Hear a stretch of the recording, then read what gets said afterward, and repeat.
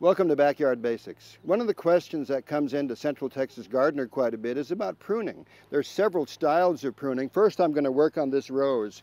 One of the things you need, though, are good pruning shears. This is a big way, the best way to do this. And so when you're working on a rose, you're trying to get it to grow out. I've got this one here in the herb garden, so I wanted to keep it compact. So here's an example of the way we cut it. See that little eye right there? That I want to come out in this direction away from the center of the plant. And you don't want to leave a big stub there, so I cut right above it. Now, here's another one right over here that's already been cut. And you can see that in this case, once again, the eye is coming away from the plant. So now we're trying to generate a nice open plant right here. Here's another one. I might take this one. I'm going to take a good look at this one because it may need to come out entirely. As a matter of fact, I'm going to go ahead and remove this one right down there. See, that opens it up really nice. So the next one that's going to come out of here is this one here, and there's an eye right there. So I'm going to cut right above that eye and get it once again to come out this direction. Oh, all of these things. These are kind of small right here. So this one right here is probably going to have an eye right under there because I don't see it. So I'll take that one off too. I'm going to do a few more cuts right here, and then we'll get to that final phase of what the plant looks like. So as you can see here, after all the cuts are done, this is the final product, and this will make some beautiful growth this coming spring. There's another plant in my herb garden out here. This is a myrtle. They get kind of big and round. It's a beautiful little plant. I'm trying to keep it off the bay though. It was all grown into each other, so I've kind of opened that over there. And what you do is you need a good pair of shears once again, and you just kind of come through here and give it a good shearing. This guy fills back out very nicely, and if you do this, you'll get some nice size on it and some new fresh growth for spring. And then next year, you can come back in here and cut it again, really reduce the overall size.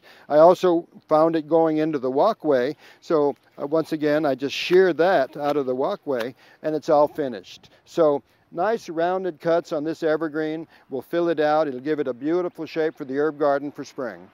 In another part of the garden, we have some woody perennials, and they need to be cut back too because they get so big, you want to reduce them here in the springtime. And a lot of new growth will come from the base of that. So the shearing of this plant really seems to reduce its overall size, but it'll be really important because the beautiful new leaves are coming out of there, and you'll see a whole new plant. Now, some of the natives are done just in the same way, except we take them down really low to the ground, like the Salvia leucantha or the Copper Canyon daisy.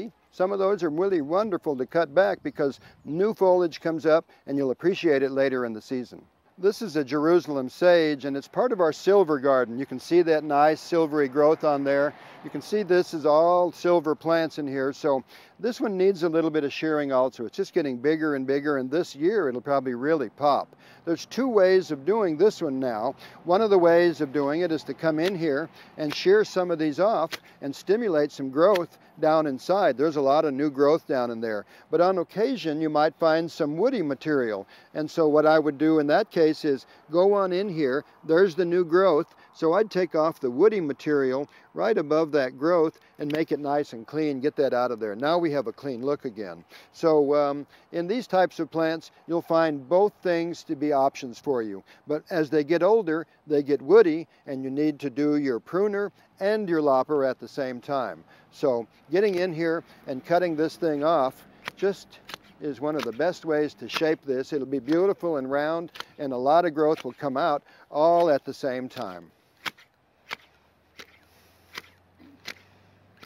As you can see, in a small garden like this, there are many styles of pruning. Finally, I want to show you here one about the grasses. Now, the native grasses are cut this way. Any of the ornamental grasses you have in your yard, like this lemongrass right here, we cut it back really nice and tight. Then the new growth is going to come out of that and really be beautiful.